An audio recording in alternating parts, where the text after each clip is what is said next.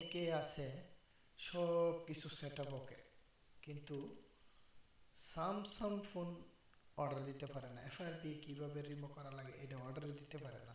ঠিক আছে, শুধু তাদের জন্য আমার এই ভিডিওটা। ঠিক আছে, আর পুরনো লোকের জন্য কোনো এই ভিডিওটা না।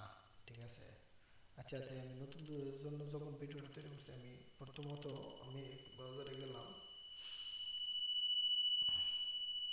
যাওয়ার পরে এফআরবি জামাল .com দিবেন। আচ্ছা, চলে এলো। ঠিক আছে, আমার সার্ভারটা চলে এলো। লিঙ্কটা,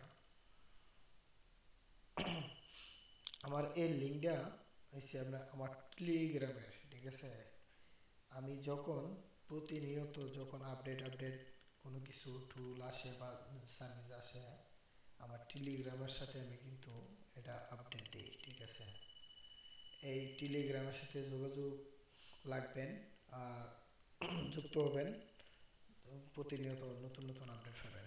ঠিক আছে, এটা আমার ফোন নাম্বার, এটা আমার হোয়াটসঅ্যাপ, এই কাছ থেকে ধরে ছবি আছে। ঠিক আছে, এটা আমার বাইলেন্স অ্যাকাউন্ট, ফিনান্স। ঠিক আছে, হচ্ছে যাক, আমি তো কথা না করে আমি কিভাবে ইমি ইমি সার্ভিস। ঠিক আছে, আমি ইমি সার্ভিসের মধ্যে গেলাম। আমি ইমি সার্ভিসের মধ্যে গেলাম। ঠিক আছে, ইমি সার্ভিসের মধ্যে যাওয়ার পরে প্রথমে দেখি সার্ভিস, ইমি সার্ভিস। ঠিক আছে, স্যামসাং এর সার্ভিস। ঠিক আছে, আমি এটা মধ্যে গেলাম। যাওয়ার পরে ইমি নাম্বার কোনটা অর্ডার করবেন, মোবাইলের মাঝে যে এক নাম্বার যে ইমি নাম্বারটা। ঠিক আছে, মোবাইলের মাঝে এক নাম্বার যে ইমি নাম্বারটা, এই জায়গার মাঝে সুন্দর থেকে উড়াইবেন। একটু খেয়াল করে উড়াইবেন, উল্টাপাল্টা অর্ডার দিন না, খেয়াল করে উড়াইবেন।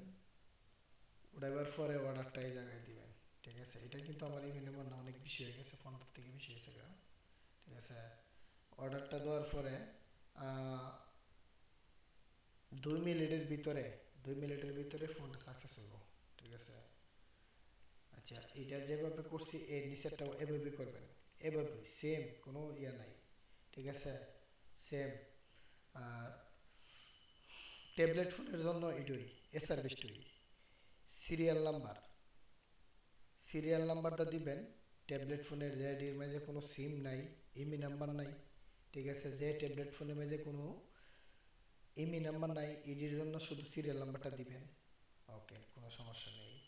তারপরে দ্বিতীয়ত, অনেক মানুষে বলে এগুলা কি রিফান্ডের জন্য, কি রিফান্ড অর্থ কি কি আসে বিষয়।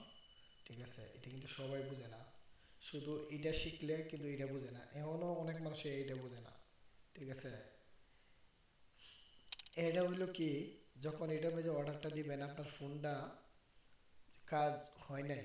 ঠিক আছে, কিন্তু আপনার ক্রেডিটটা কাটে লেগে গেছে।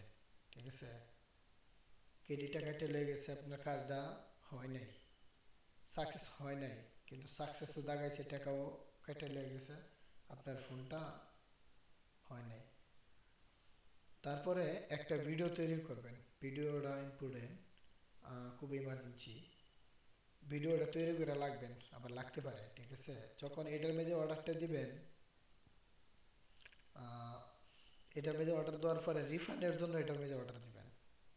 ঠিক আছে, যখন আপনার ফোনটা সব কিছু ঠিক আছে, যেন কাজ আর হইলো না। ঠিক আছে, ডলারও কেটে নিল গা, এটার মধ্যে আবার ইমি নাম্বারটা, আবার এটার মধ্যে অর্ডার দিবেন। ঠিক আছে, এটার মধ্যে অর্ডার দিলে দেখা গেছে আপনার